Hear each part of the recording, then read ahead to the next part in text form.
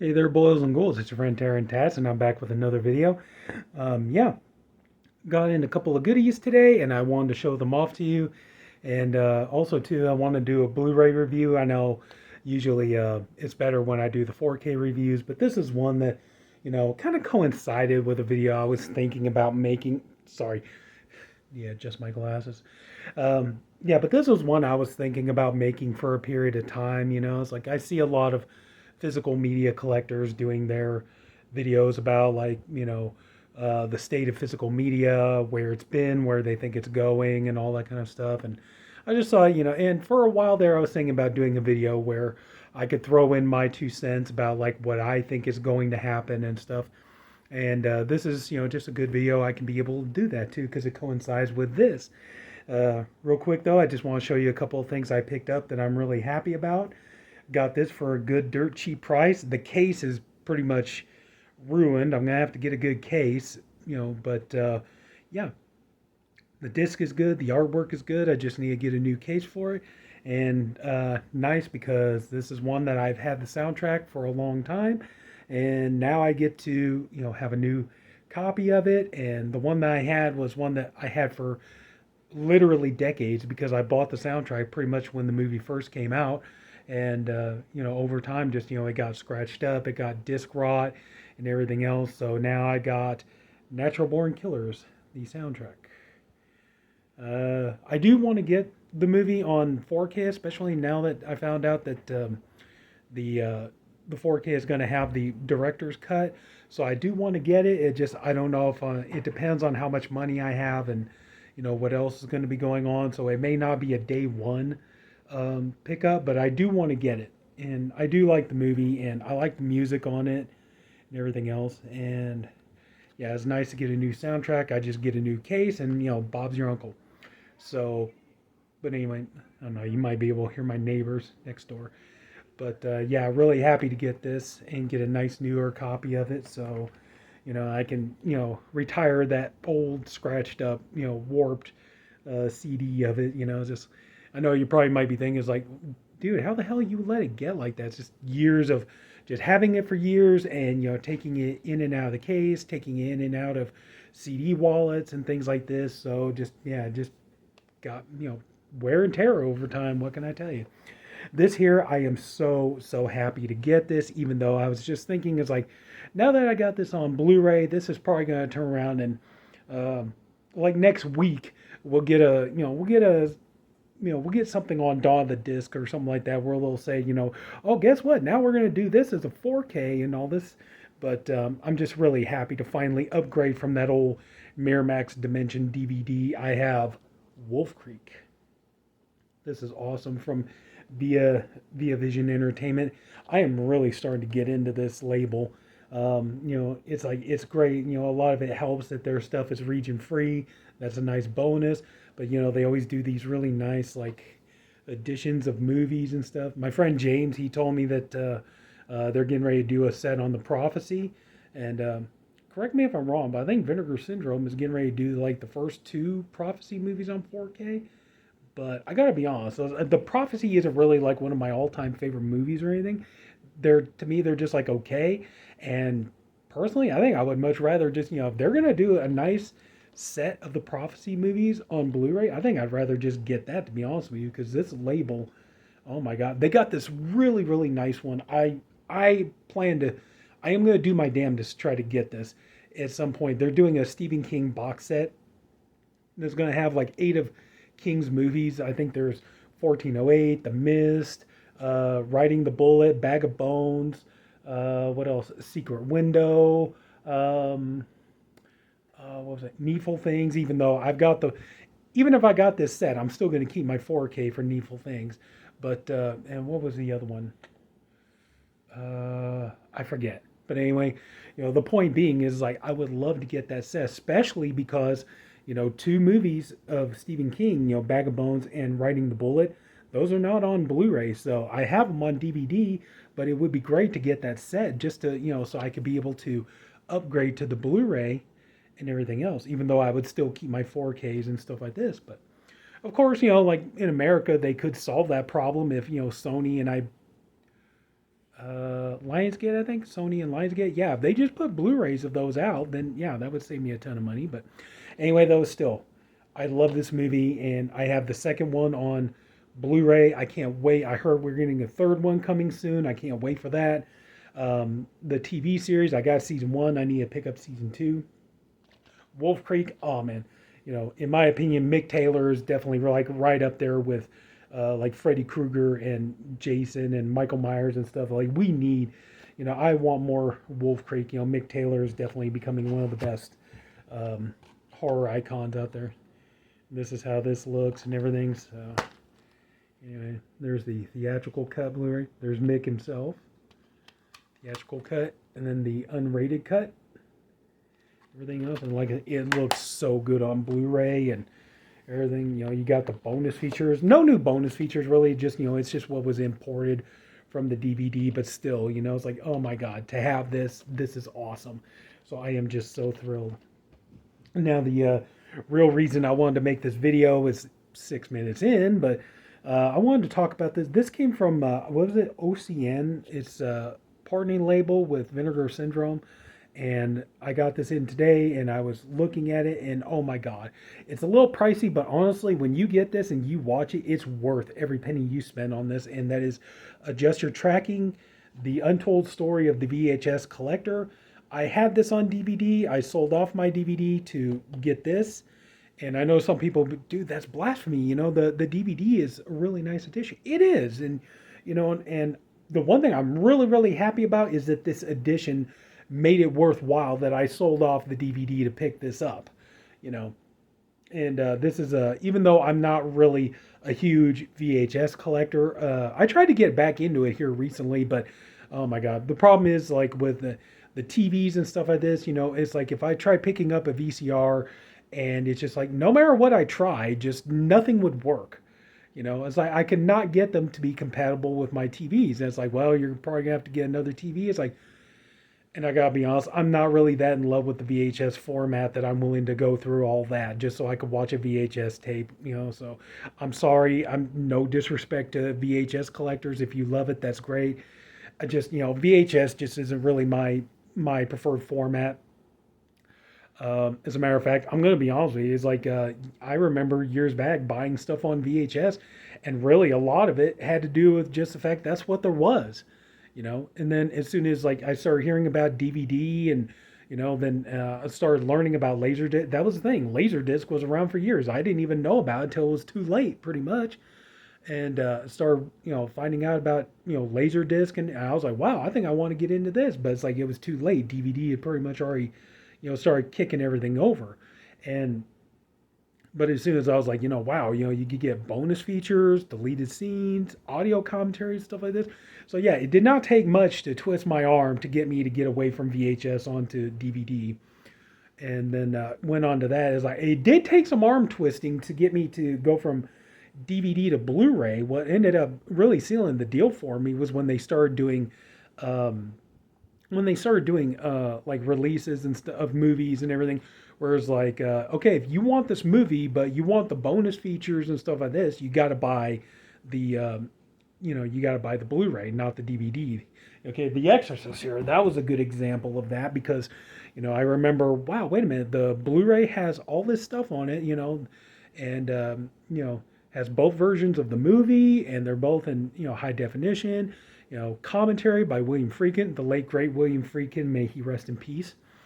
Just documentaries and all this other kind of stuff and everything else. And so it's like, ugh. But the real thing that sealed the deal for me from getting over from DVD to Blu-ray was Grindhouse. Because my brother and I, we went to go see Grindhouse in the theater when, the double feature of Tarantino and Rodriguez's movies, Death Proof and Planet Terror. We went and watched that in the theater, and it was a fun experience. Adding in the fake trailers, that was a lot of fun too, and everything. And it was a fun time, to go see a couple of movies and stuff. And unfortunately, it never caught on. But then it was like, okay, if you want the Grindhouse version with the fake trailers and all that kind of stuff, the only way you were going to get it was Blu-ray. And so I was like, okay, fine. So I bought the Blu-ray and started upgrading, getting a new TV and stuff. And then my brother, bless his heart, he gave me the Grindhouse for Blu-ray for my birthday and stuff. So that's nice. And that's another thing too. Is like that Via Vision. They're putting out, yeah, they're gonna put out a nice edition of Grindhouse. They're gonna put out, so I'm thinking about upgrading to that here pretty soon too. It's like it's gonna be like a 4 disc set, and it's gonna have the 2 discs. I know it's the 2 discs from the Grindhouse, and then the Planet Terror and Death Proof director's cuts and all that stuff. It's like I know I already have a lot of that stuff, but honestly, just to get it in that nice set, I'd probably consider doing it. I really would. Anyway, but yeah, just DVD or VHS was just never my thing, and finally, getting over into Blu-ray, and then I do admit at the beginning I was kind of a little hesitant about getting into 4K, but then I thought about it, I was like, what got it for me was like, what, I'm going to go ahead and get a TV, for future proofing. I'll go ahead, I'll get the TV, and I'll get the I'll get the TV, I'll get the player and all that kind of stuff. And it's like, then curiosity is, I wonder what this would look like in 4K. And then I started like, boom, here we are. So now I start getting stuff on 4K too. So, but anyway, I've been going on way too long about this, but this is a beautiful addition. And honestly, if you love this documentary, there is so much to it. They added even more. And this really is a great documentary to have, especially if you're into physical media collecting, as clearly I am, and a lot of other people are. But but yeah, and this is honestly, this is a really, really good upgrade from the DVD. I honestly highly recommend it. But oh, that was another thing too. Is I thought I was going to screw up. I thought I waited too late to order this, so I thought I was going to end up getting it without a slipcover. But no, here we go. I love that though. It's like the back of it is like basically kind of like a VHS or like a VCR, guide, you know. But anyway, so yeah, this is cool, and I love that. Then here, you take it off. You got, this here, like that. It's like, of course, it's written, like as if you were, writing, something on a label for a VHS tape, obviously. And then you got the back and everything. And honestly, wow, the picture quality is very much a nice upgrade from the DVD. Bonus features, new audio commentaries with the filmmaker. This is a 10th anniversary edition, by the way. Like it, I don't believe it says anything on here about, but this actually is meant to be a 10th anniversary edition. They tell you on the bonus features and stuff that it is. So we got new audio commentaries with the filmmaker, 2 archival commentaries. Let's see, hours of extended interviews, new retrospective interview with the directors. Dan, what was it again? Dan Kinnan and Levi Peretic. Let's see here. New updates with collectors. That is the thing that's kind of really sparked me to make this video, and I'll get to that in just a minute. New interviews with James Rolfe, Cinemassacre, also the angry video game nerd. You know that. But behind the scenes, short films and deleted scenes, and everything. So here we go. It's a 2-disc too, so there you go. Have to admit, yeah, not the most imaginative disc art in the world, but but you do also get reversible cover art, so that's cool too. How cool is that? So yeah. And overall, this is just a really nice addition, and honestly, like I say, it's a little pricey, but damn, it was worth it. For everything that you get on here, like even more bonus features and stuff like this, and just a beautiful slip cover and everything else that you get with this. It really is worth every penny, and I'm glad that I picked this up. But also too, yeah, it just kind of made me want to get into talking about, everybody's always talking about the future of, physical media, where they think it's going and stuff like this. And, it's like, my opinion is just this, it's like, physical media, it's not dying. Hell, if anything else, it's getting bigger. More and more, every time you turn around, more and more companies are coming out of the woodwork. We're gaining more and more boutique companies and stuff like this. And, the ones that we got now, they're still thriving and all this. The biggest thing is, though, is like, my friend Rob from VHS 82 apostrophe, he brought this up, like, he was worried that maybe physical media is dying out because of the, when you go into stores like Targets or Walmarts or Best Buys or something like that, it just seems like their physical media section just keeps shrinking and shrinking and stuff. And it's like he's not wrong about that, But I think just the thing is I think a lot of it just has to do with the fact that studios and everybody like they really really want to push the new technology. They really want to push streaming, and that's the thing. And I think especially studios. I mean, um, possibly some possibly some boutique companies might be a little upset by this, but we know that the studios are definitely irritated by this because they wanted everybody to just go into streaming and everything and stop, because they don't want to make this stuff. They don't want to have to do the work and make this stuff and everything else. They want you to keep spending that extra money every month, so you pay for those subscriptions for the streaming platforms, and you pay, for so that way, they're getting all the money out of you, and they have the control. They can control whatever you see and when you see it and how you see it, if you see it, and all this kind of stuff. And, like if it was they're saying is true, it's like, yeah, it's no wonder why Disney Plus is losing millions of subscribers and stuff like this, because, that was the thing. We were sold on this promise going back years when, streaming was really kicking off and all this. There was Netflix, there was, all this stuff, and these other ones started to build up. Um, you know, they were talking about like, oh yeah, it's we promise, if you buy this digital content and it will never be taken away from you and all this, it'll never be altered or edited or any of that kind of stuff. We promise it'll be the way it is and you'll get to see it the way it was meant to be seen and all this other kind of stuff. Now, here in the last few years, we're finding out, yeah, that's not exactly the case. We found, and Disney is the biggest, when it comes to this kind of thing. They're re-editing stuff all the time, or they're like, they get rights to a TV show. Oh, there are certain episodes that we think you should not see, so we're just going to pull them off, but still keep paying us all that extra money per month. And but what I'm seeing though is, like for a lot of people, for one thing, streaming is getting far too expensive. Because like Netflix, Disney Plus, and everything, what they do is the more subscribers they lose, the more they keep jacking up the prices on the people who are already there to try to make up for the people that are not there and stuff. So, and then also too, you gotta pay for pretty good internet, and internet's not cheap.